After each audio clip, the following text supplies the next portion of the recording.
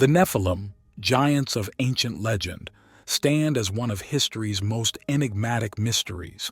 Described in sacred texts and whispered through myth, they were beings of extraordinary strength and size, neither fully human nor divine.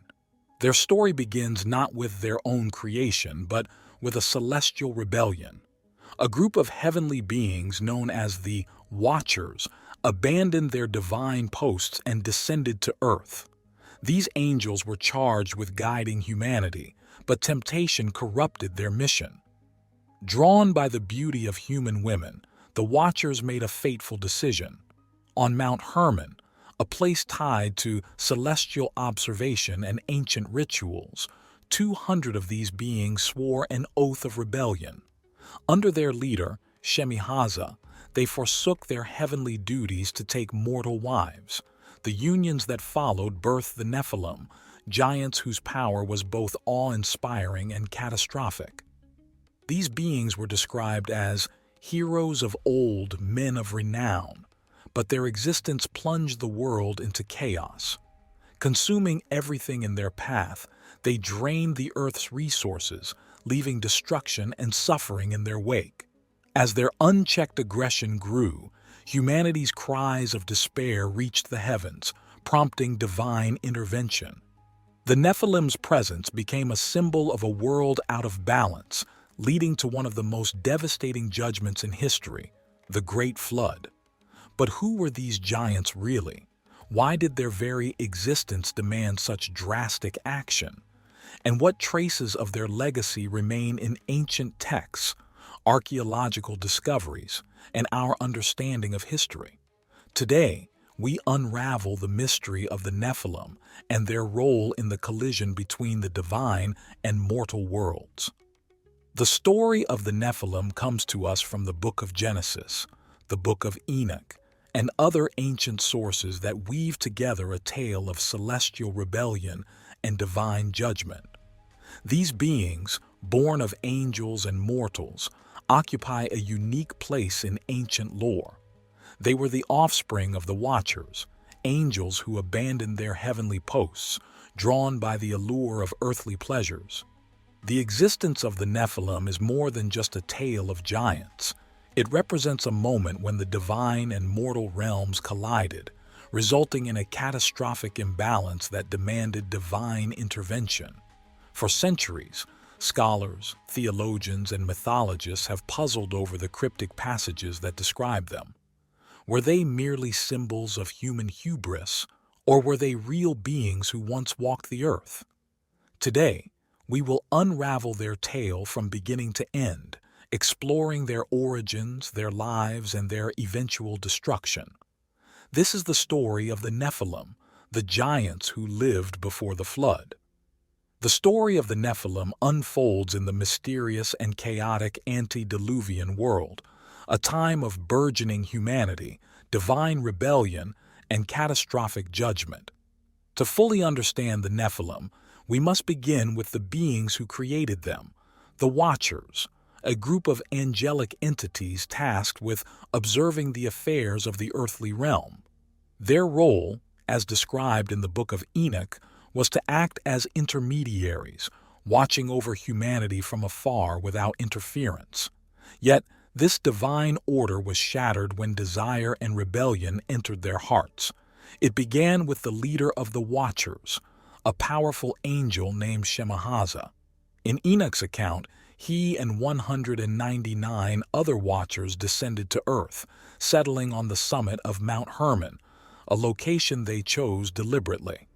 Mount Hermon, whose name means the place of the oath, became the site where they bound themselves to a pact. Shemihaza feared that if he alone pursued his forbidden desire to take human women as wives, he would bear the punishment alone. Thus, he compelled his brethren to join him in a mutual agreement. If one fell, they all would. The Book of Enoch vividly describes their oath. Standing together atop the mountain, these 200 celestial beings swore that they would abandon their heavenly duties and take mortal women as their own, forever forsaking their divine positions.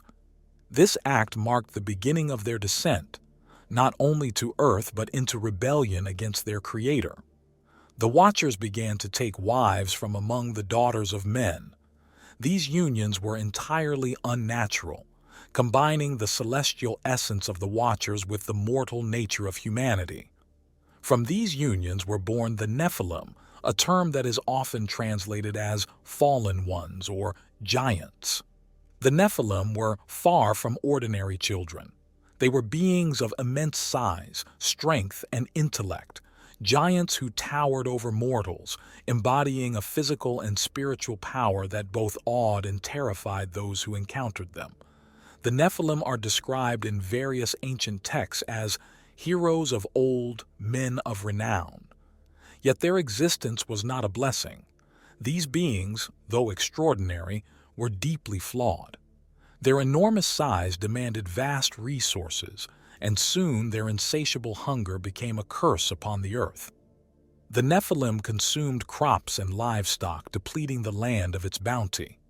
A 2017 study of fossilized animal remains in the Levant region revealed unusual patterns of overexploitation and sudden extinction events around 12,000 years ago, potentially aligning with accounts of ancient ecological collapse tied to overconsumption. When food became scarce, they turned to darker means of survival, cannibalism, and violence. The world in which the Nephilim lived descended into chaos. Their destructive presence upended the natural order, spreading fear and suffering among humanity. The Book of Enoch paints a grim picture of this time, describing the Nephilim as beings whose wickedness knew no bounds. They preyed upon humanity, enslaving and devouring those who could not resist them. Their unchecked aggression became a stain on the earth, one that could not be ignored by the divine. Meanwhile, the Watchers compounded the chaos by introducing forbidden knowledge to humanity. These fallen angels brought skills and secrets that humanity was never meant to possess.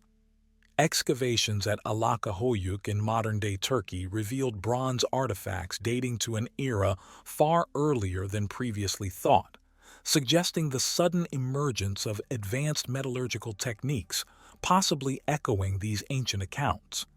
The angel Azazel, for example, is said to have taught men the art of forging weapons, while others introduced the knowledge of enchantments, astrology, and cosmetics. These teachings advanced humanity technologically and culturally, but at a grave cost. The newfound knowledge led to widespread war, vanity, and moral corruption. Humanity, guided by the Watchers, was spiraling out of control. The cries of humanity's suffering reached the heavens, and divine intervention became inevitable. In the Book of Enoch, the Creator commands the archangels, Michael, Gabriel, Raphael, and Uriel, to act decisively against the Watchers and their offspring. Each archangel was given a specific task to restore balance to the earth. Michael, the warrior of God, was tasked with binding Shemihaza and his rebellious followers. He cast them into a deep, dark chasm where they were imprisoned under the earth until the day of their final judgment. Raphael was charged with binding Azazel, burying him in the desert under sharp rocks so that he could no longer spread his destructive teachings. Gabriel was sent to incite discord among the Nephilim themselves. He sowed division and hatred among the giants, causing them to turn on one another in bloody conflict. Uriel, the angel of wisdom, was given the most solemn task: to warn Noah of the impending destruction that would come as a result of the corruption brought by the Watchers and their offspring. Noah, described as a man of righteousness, was instructed to build an ark, a vessel that would preserve his family and the animals of the earth during the coming deluge.